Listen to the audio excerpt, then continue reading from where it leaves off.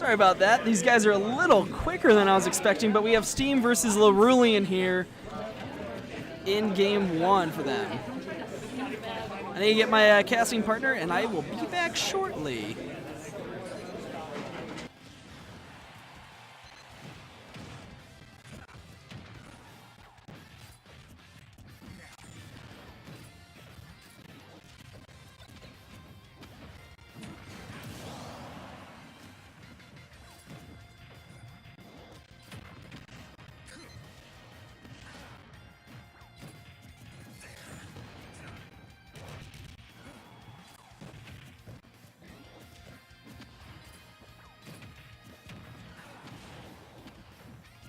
Alright, sorry about the delay, everyone. I do have Zane's on here, Balls and Wieners, Soldier Wolf with me. Reporting. And we have Steam versus Lorulian. First stock went over to Steam, but Steam's carrying 100 damage.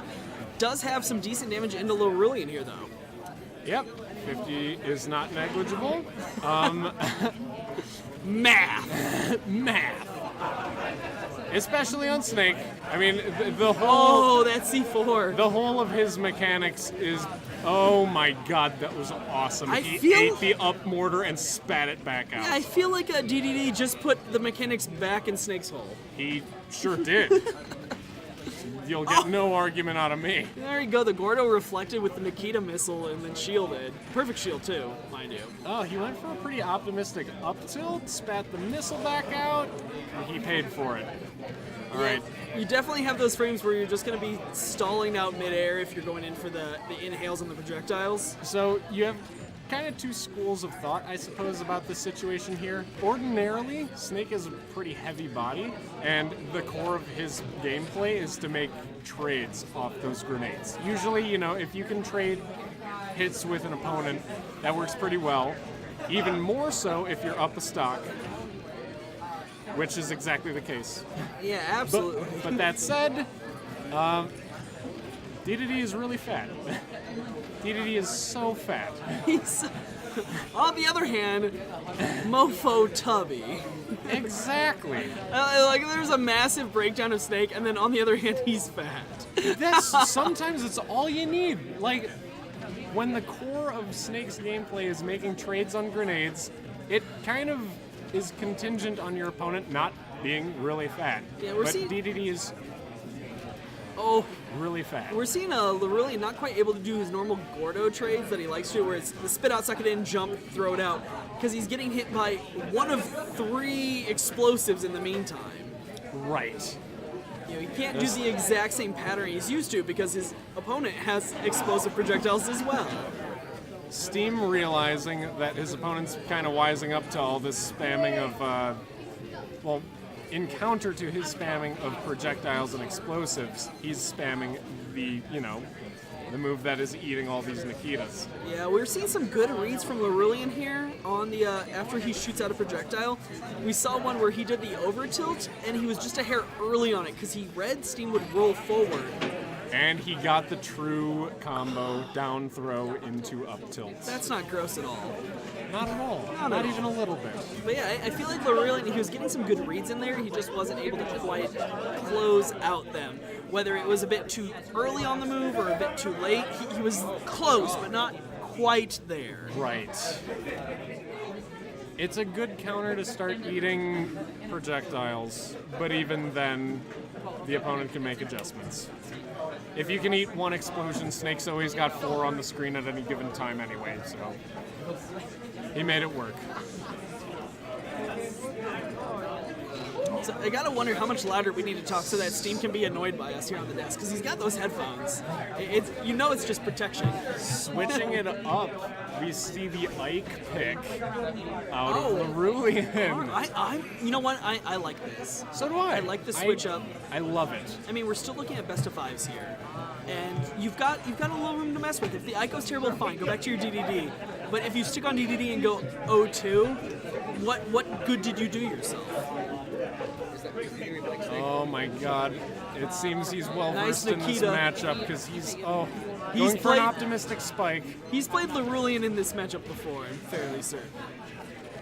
There's the C4. It does. Oh, it didn't go off there. That was a Oh, yeah, grenade. we got a really smart overbee out of Lorulian. He knew that C4 was there. Oh!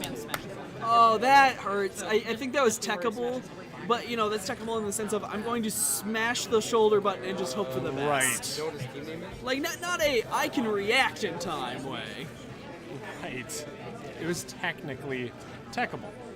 Technically techable, exactly.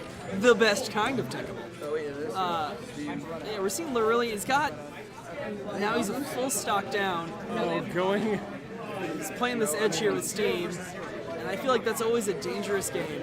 Threw the grenade, but you took Ike's the damage. armor on the up B blocking would have been basically a guaranteed kill. Up tilt from Snake, though, finishes him off.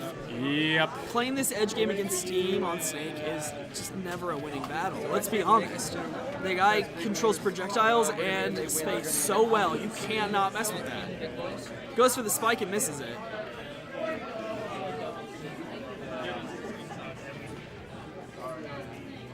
It's hard to provide commentary for what the viewers pretty much already know. This Snake is using his zone control exactly. Again! Spikes him off the platform there. The Ike counter pick not exactly paying off. Lorulian definitely has an uphill battle. It didn't go great, unfortunately. But you know, we're seeing some life out of Lorulian. He's thinking about it. He's thinking hard here. Yeah, it's 2-0 to Steam. So I wonder, we see Lorulian thinking here. Do we see him pull out the Bowser Jr.? He played it early today and lost. Oh, and we do. We do. It's almost emphasized. Did you dab? Oh, there was a dab to go with it. Keith, well caught. Well caught. He dabs. Right. He pulls out the Bowser Jr. Let's do this. Two trap-based characters. I like this. With Snake, there were already about 4 explosions on screen at all times, and with Bowser Jr. Like, I'm so glad we're seeing the Bowser Jr. I don't know that I feel good about it. It seems... It's not a Bowser Jr. thing, it's a Steam thing. So we're gonna see here, oh man. Oh my gosh. Yep. Just held him hostage into his own mortar. Yeah, fork him! Fork him off the edge. But I'm hoping we see some great stuff out of Lorulian, but right now it's 109 to 7. Right. It's just not a great ratio. But Bowser Jr., heavy, decent recoveries. He's been sustaining damage decently. And hopefully keeping Snake a bit on his toes as well with a little bit even more explosive placement to keep him on his toes. Maybe throw a wrench in things. Right, and maybe a fighter you're not used to facing as well, that does make a difference.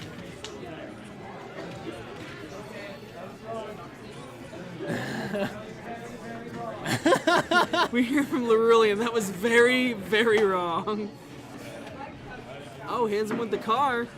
Gets him with the air. Nope, just drops that trap off the side. Goes for the hammer in the air, does not land it though. Oh, up tilt, not quite doing it yet. Juking the... Oh, there's the spike! Doesn't land the sweet spot on the spike. Landing the sweet spot on the send him into space though. Yeah, the up air's gonna do it there. Snake wasn't even on this stage and literally month after month, and now every other week, I see Steam play this character, and it makes me go, you know what I should learn? Snake. And then I play it once, and I'm like, I don't know how this shit works, and I quit again. He's almost... It is... Our dear friend Chase said it pretty well. It's a bit like playing an RTS, really. Just controlling zones and, you know, actions per minute. Yeah, the way he always has 2 grenades out, I would have to learn that bit. And that's probably not that hard, but, you know, I'm bad, so it makes a difference. A lot of the power in Snake is once you do gain the courage to be holding a active bomb at all times. That Nikita's going to be enough. That's going to be the 3-0. Steam taking down Lorulian in the winner's semifinal. Or is that winner's final, actually?